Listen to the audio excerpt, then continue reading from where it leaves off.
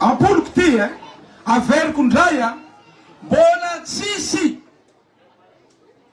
ny fitondram-panjakana namotoka lalana indrindra nandritrana fanjakana malagasy zay raha tsy fitondrana taritiny andriamatoa Andry Rajoelina tompolasa tomboko vavy. Faly miarabatsika jiaby manaraka an'ity vaovao malagasy ny zavatra misy ary zavatra hitantsika no zaraintsika eto araka ny vaovao mandeha amin'izao fotoana izao ty ny faratsian'ny lalana manerana ny nosy naiza lianao dia ratsy daholo ny lalana eo ihany koa ny fanjakanjakana ireto dahalo na dahalo ambony latabatra zany na dahalo ambany vohitra eo ihany koa na dahalo an-tanàn-dehibe toy ny mpangarom-paosy eo ny mpandrava manety eo ihany koa ny kidnapping simba tanteraky ny fiarahamonina malagasy amin'izao fotoana izao ty noho ny hetraketraky ny tsy fahaiza mitantana ity filoham-pirenena Andry Rajoelina ity. Hitantsika ihany koa manjakanjaka manko ny reto mpitandro filamenana reto ary noho ny tsy fahaizana mitantana hanafenana ireo tsy fahaizana mitantana mampiasa herim-pamoretana ity fitondram-panjakana ity mba hanao ino mba hisiany grevy zareo reo dia matahotra grevy dia alefa zareo mialoha ny any zareo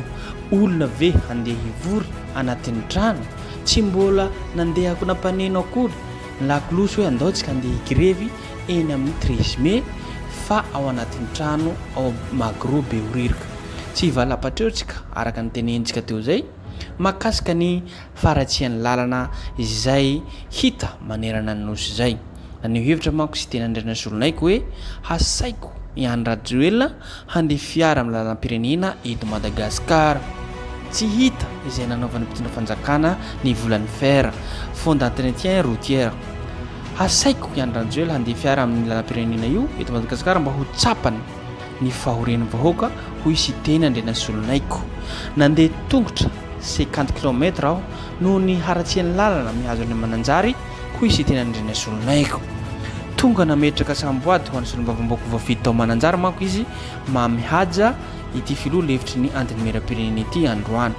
araka ny hita izay manko dia maneho hevitra ireto mpanohitra reto akasika n'izany fijalian'ny vahoaka zany manapitrotraka kosa nefa ireto mpanohana fitondrana fa hoe ianareo ne tao ary niara-ny tantana ary ianareo ihany koa no efa firmandah tamin'ny solombavam-bahoaka zany mipetraka ny fanontaniana ho antsika rehetrarehetra moa ve tsy hitany mpitondra fandrakana ity izany lalana ratsy izany ny mpitondra fandrakana amin'izao fotoana izao dia hairy zareo manilika andraikitra araka hitantsika teo zay manko hoe misy budget ne ty zavatra ty fer fond d'entretien routière fa tsy avoaka ity mpitondra fandrakana ity zany ary tsy voa izao ne filoham-pirenena Andry Rajoelina no tsy mahafantatra isa izy mandeha hélicoptère na avion no tsy mahafantatra an'izany fantatry ne io fa izy dia noho tsy fahaizana mitantana zany dia tsy manome vola fa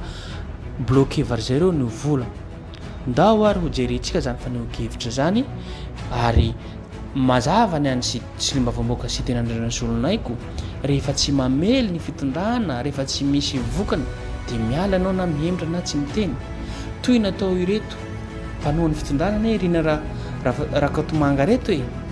fa miala ny hemitra rehefa hitany fa tsy mamely ny fitondram-panjakana dia manao marserera mihemitra fa io manko zay tsahaparanao ihany koa zay no zava-misy ndao jerentsika zany faneho-kevitra na fisehoana video faratsian'ny lalana manerana ny nosy 50 km dia tongotra tsy vitany renangely lalana zao lalana io lalana tsy vita na 4x4 nanapa-kevitra aho andeha tongotra nakaty amin'ny toerana ity nametraka samboady mihaja manasany filoham-pirenena koa tsy mandeha tongotra fa mandeha tomobile RN7 RN6 RN2 RN3 RN4 dia ho tsapanao le moto filoha zany hoe fijaliany vahoaka zany reny vahoaka olomba satramorakory mba malafa Tsapanao le izy a tsy hita le volany fe zay teleko masan'Andriamanitra filoko va Andry tongotra fa navoaka manoana anao navoaka tsy manoananao tena mihinana tsy fihinana ny fahaza tsy mba ny lala eto a Madagasikara saotra tompoko zany fa ity manko amin'ny district ny Mananjary ihany. Arak'izany manko hitantsika ny fijalian'ny vahoaka amin'ny lalana ratsy zany ndao jerentsika ihany koa no akasika fanehoan-kevitra nataon'ny pasteur Edouard mahakasika ny reto mpitondra fandrakana manjakanjaka izay manome baiko anireto mpitandro filaminana hanakasakana ny hetsika izay atao ireto mpanohitra na manohitra izay tsy rarina atao fitondram-panjakana. Ireo dia mbola tsy mitarika olona handeha grève amin'ny 13 mai fa mbola maneho hevitra an-trano dia mbola sakasakana ireto mpitandro filaminana reto nefa amin'izao fotoana izao ty ny tsy fandriam-pahalemana miparitaka manjaka maneneran'ny Madagasikara manarany nosy koa tsy hitany fitondram-panjakana ve ireo hamaroany ireto mpitandro filaminana reto mivangongo Antananarivo mba hitazomana ny toerany ary ny tsy fahaizana mitantana no hiarovany reto mpitandro filaminana reto miantso atsika rehetrarehetra fa indrindra mba hiheny feon'ny firetsaretany reto mpitandro filaminana reto olona roa telo efatra ve mameno poso antsika rehetrarehetra manerana ny nosy 28 na 30 millions eo ny isatsika fa indrindra ireto mpitandro filaminana tsy mba miheny ve ny feon'ny firetsaretana fangirifirina fijaliana vahoaka malagasy amin'izao fotoana izao ty dia rehefa manome baiko ireto mpitondra reto dia manaraka foana sanatrian'ny vavanareo atsika général na raha reto dia manaraka efa foana rehefa hita hoe tsy mety dia mane ok président merci hitatsika zao ny zavatra rehetra tsy mandeha amin'ny lonana jereo zao aiza ho aiza ny air Madagasikara aiza ho aiza zao ny Madagascar Airlines lasa ny anikafandray no oeraoera na deradera ny ty filopirenena Andry Rajoelina ty fa tsy mijery ny ao anatiny aiza ho aiza marina moa aiza moa tsika aiza tsika no handroso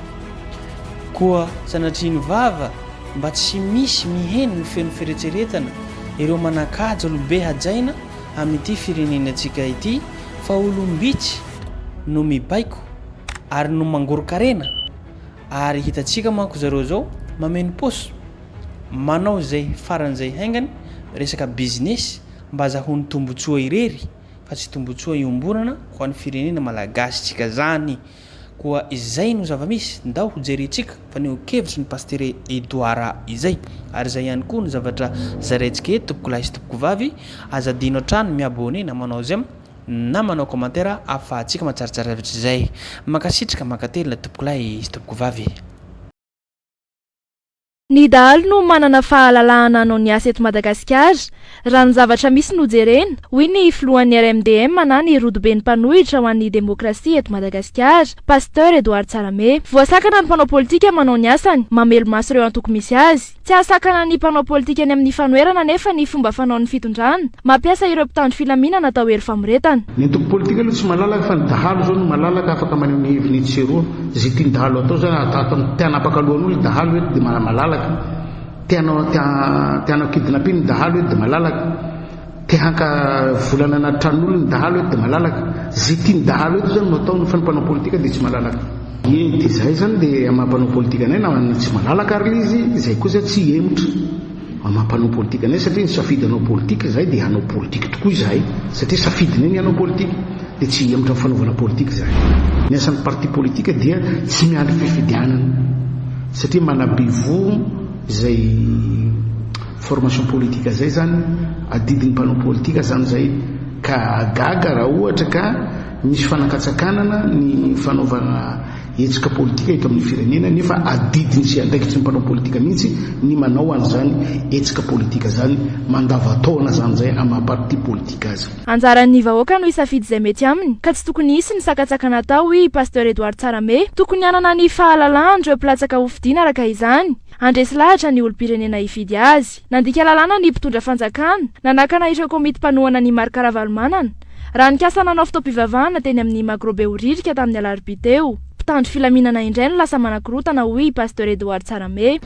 fa ny zavatra tamin'ilay alarobia